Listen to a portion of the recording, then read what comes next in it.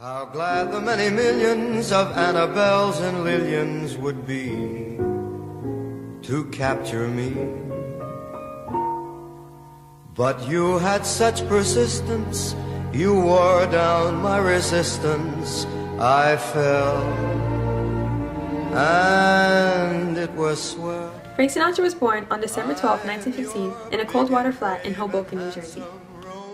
Apparently, during his birth, the doctors believed he wasn't alive, so while they tended to his mother, his grandmother picked him up, put him under cold water, and he willed out his first song. Frank Sinatra began his career as a young boy, singing at various clubhouses and roadhouses during the night and delivering newspapers during the day.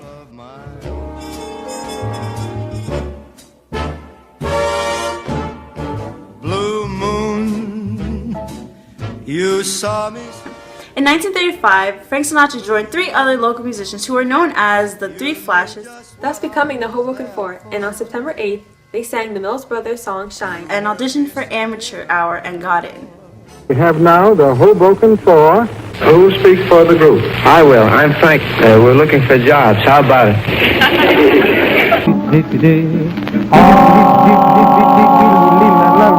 Folks will shine up to you. Everybody's gonna hide you, do you? You'll make the whole world shine. And it became so popular that 40,000 people called in to say how much they enjoyed it. The Hoboken Four toured around the U.S., but Sinatra, feeling a little rejected and homesick, decided to go back home to Hoboken, where he continued to do small gigs. Somebody whisper, please adore me. And when I looked, the moon had turned to gold. Sinatra joined WENW Radio in 1938 and sang at Radio House. He was also very popular with the ladies. Staring into girls' eyes in the audience with his blue eyes caught a ton of hearts. His bad boy image came from his infamous 1938 mugshot. After one of his girlfriends attacked his fiancée, he was charged on adultery and seduction charges. June 1939, Harry James of the Harry James Orchestra wanted Sinatra to join him for $75 a week, coming out with his hit single All or Nothing in August 1939. Then the Tommy Dorsey Orchestra wanted him, so Harry James tore up Frank Sinatra's contract and he went off to play with one of the biggest big band groups in America. When it comes to music, millions say,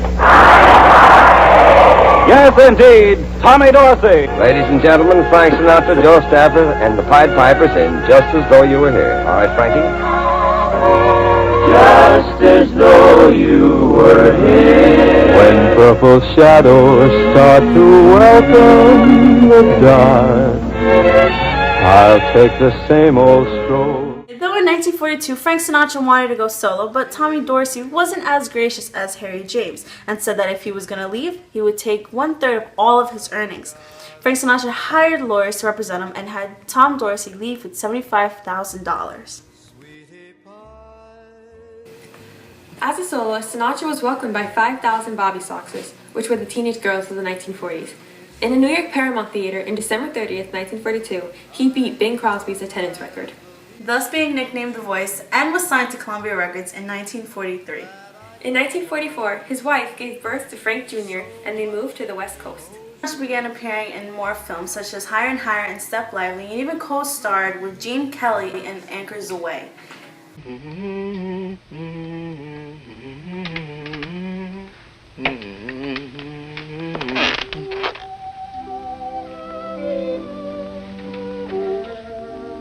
Yeah, I know, but what time is it?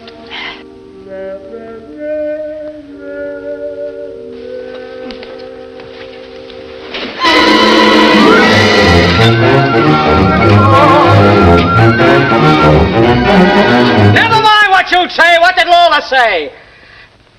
Well, that's too bad about you too, sister. Hey, don't hang up on me. Let's leave a note, will you? Tell her I'll call at 10.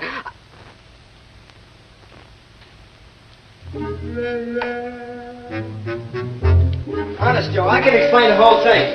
Just give me a second, I can explain it. You see, you were sleeping like a baby, and I didn't want to disturb you. See, I know you need to rest very badly. Honest, you do. I noticed you don't look good with so much baby. Joe, help! Help! Help! Joe, help! He also starred in a short film, The House I Live in 1945, about racial and religious intolerance, which won him an Honorable Academy Award in 1946.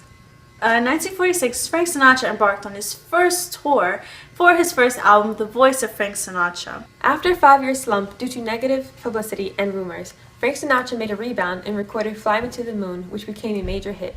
He then signed an NBC multi-million-dollar contract in 1957, and in 1958, his Come Fly With Me album came and hit #1 on Billboard charts, and stayed there for 5 weeks. Around the 1960s, he joined the Rat Pack with Dean Martin, Sammy Davis, Joe Bishop, and Peter Lawford, and became famous singing on the stages of Las Vegas.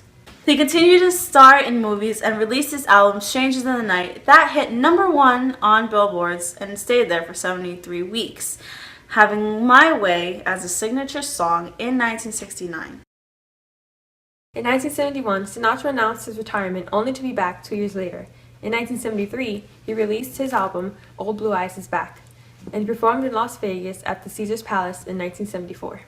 In 1976, Frank Sinatra married Barbara Max, a Vegas showgirl, and remained married for the rest of Sinatra's life.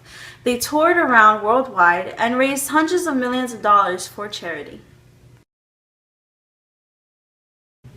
In 1994, he performed his last public concert and was awarded the Legend Award at the Grammys. The King of New York City, Francis Albert Sinatra.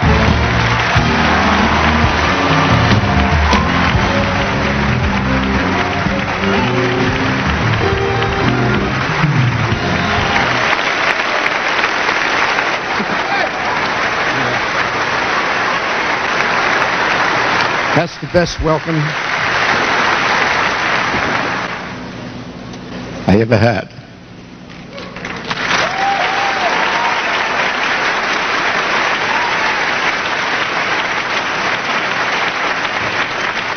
He sadly made no more appearances after a heart attack that happened in January of 1997.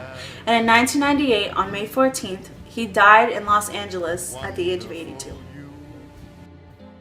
U.S. Congress marked May 13th as Frank Sinatra Day to honor him for American contribution to music in 2008. Put Your Dreams Away was Frank Sinatra's closing songs after every single concert that he had. Let your kiss confess this is happiness, darling, and put all your dreams away. Good night, everybody.